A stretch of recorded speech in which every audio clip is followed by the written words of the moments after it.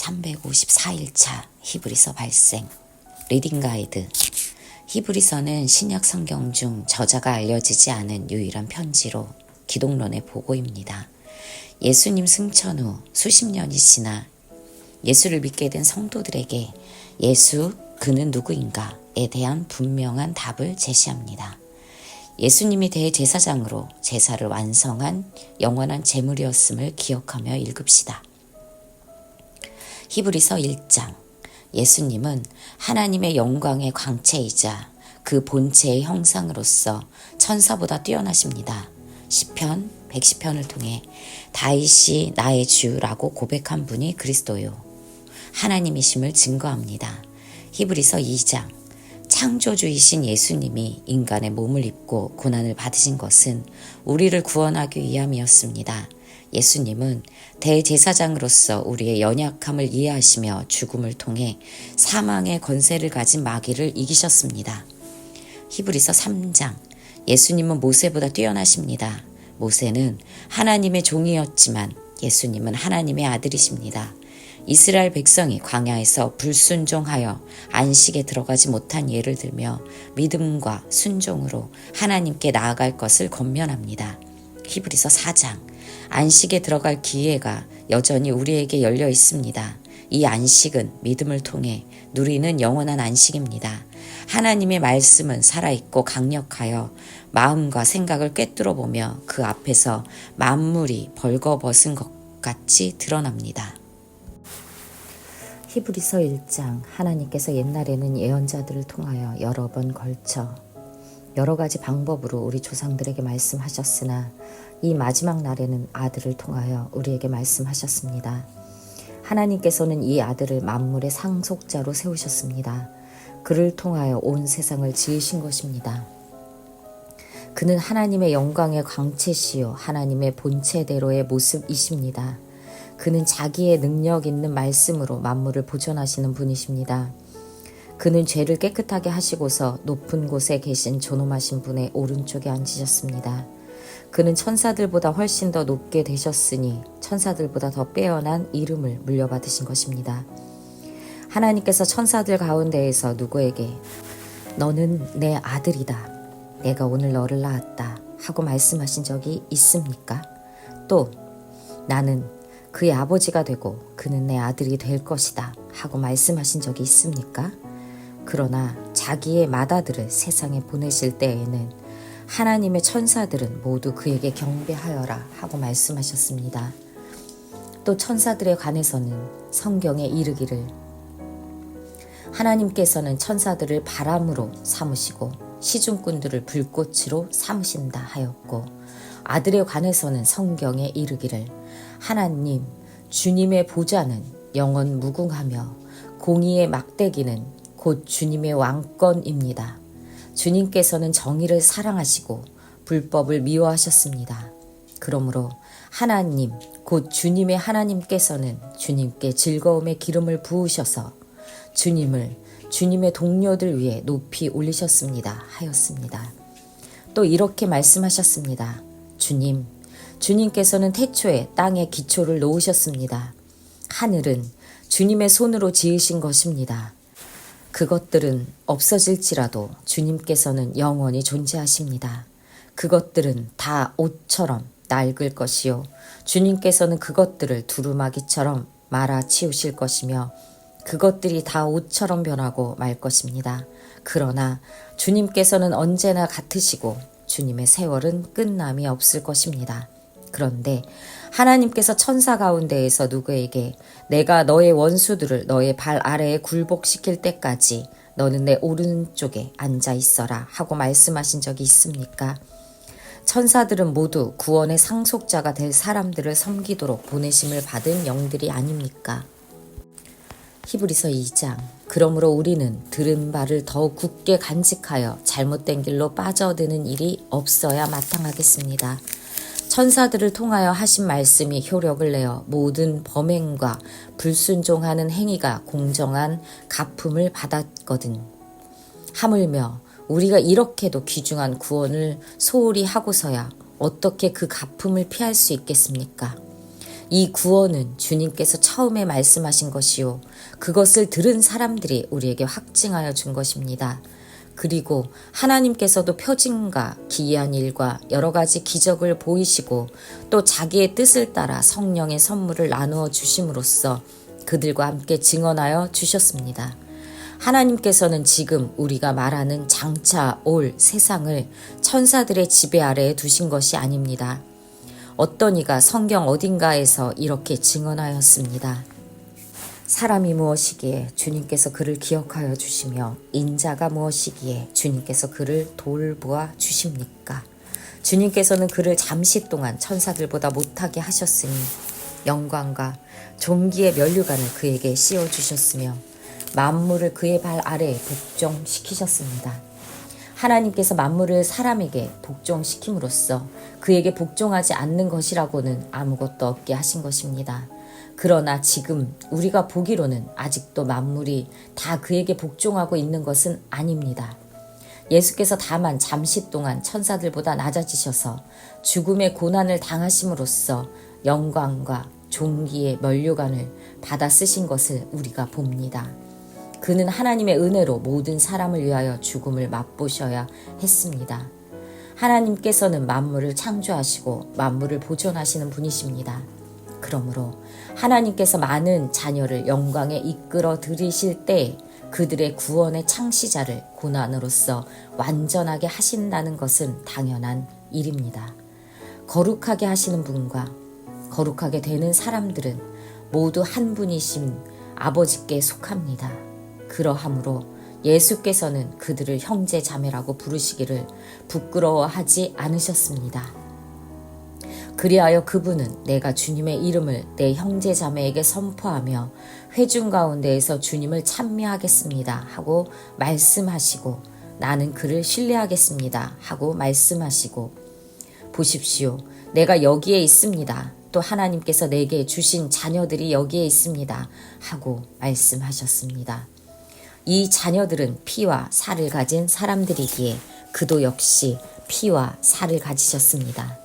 그것은 그가 죽음을 겪으시고서 죽음의 세력을 쥐고 있는 자, 곧 악마를 멸하시고 또 일생 동안 죽음의 공포 때문에 종노릇하는 사람들을 해방시키기 위함이었습니다.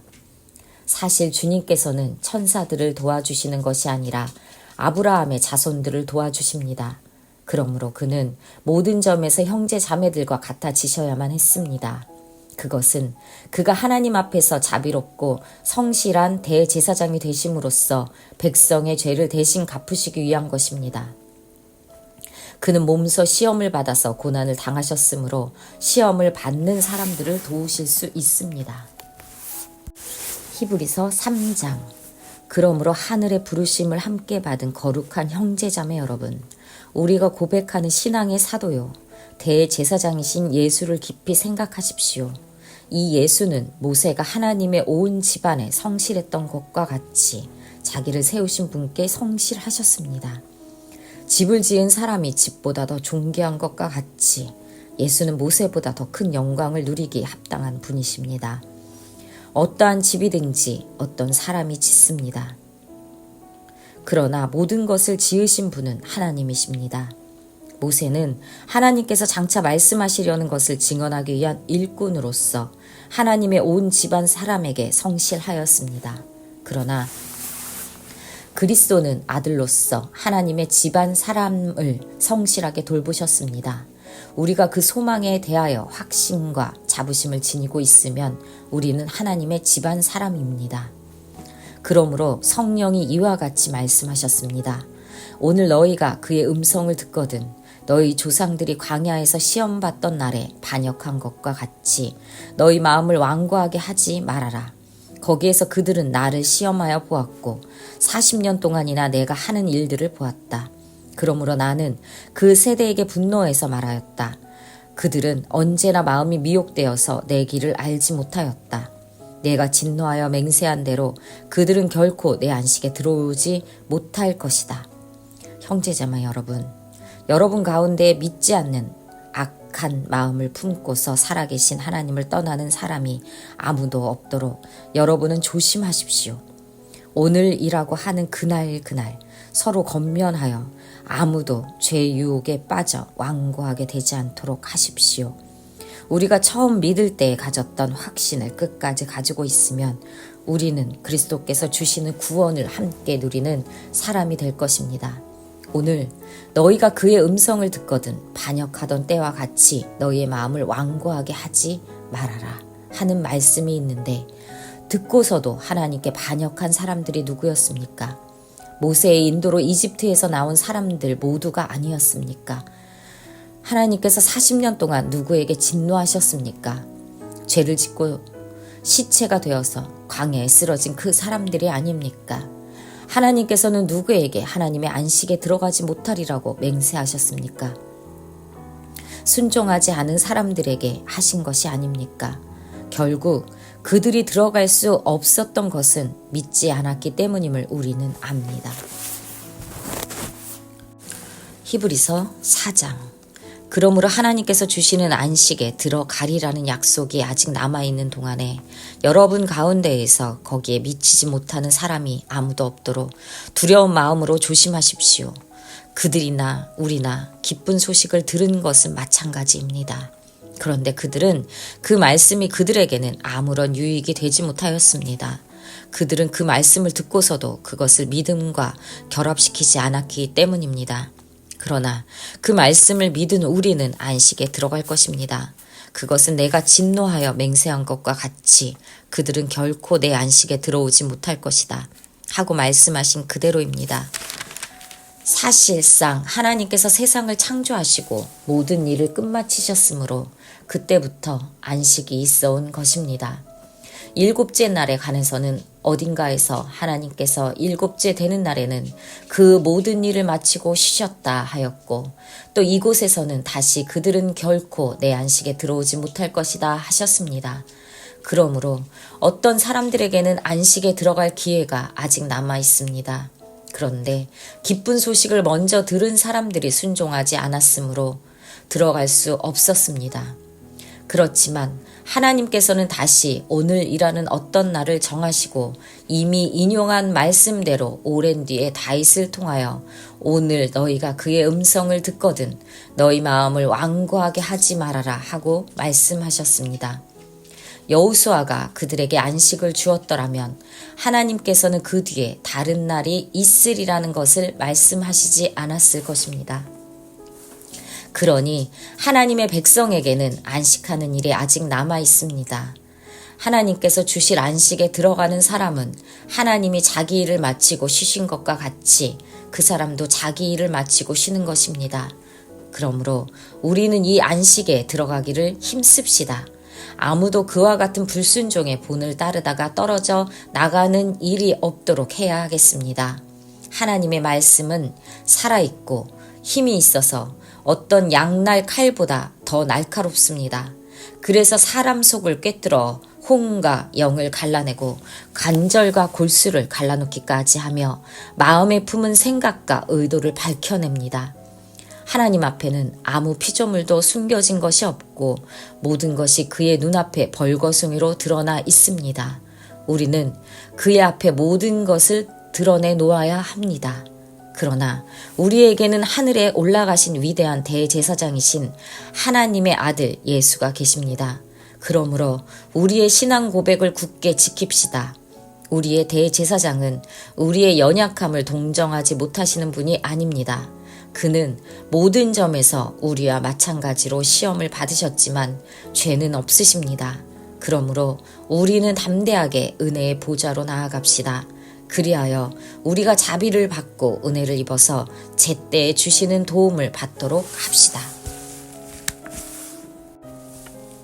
원벌스.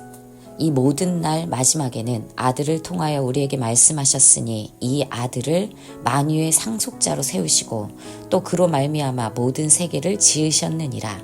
히브리서 1장 2절 말씀. 인사이트. 피조물은 스스로의 능력으로 하나님을 알 수 없습니다. 그래서 하나님은 자신을 계시하십니다.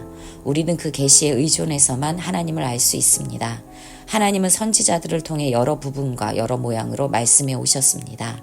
하나님의 계시가 점진성을 가지고 흐르다가 이 모든 날 마지막에는 아들을 통하여 우리에게 말씀하셨습니다. 예수님은 옛적의 모형과 그림자를 통해 계시된 실체이십니다. 그는 말씀이 육신이 되어 우리 가운데 거하시는 분이십니다. 성경은 곧 그에 대하여 증언하고 있습니다.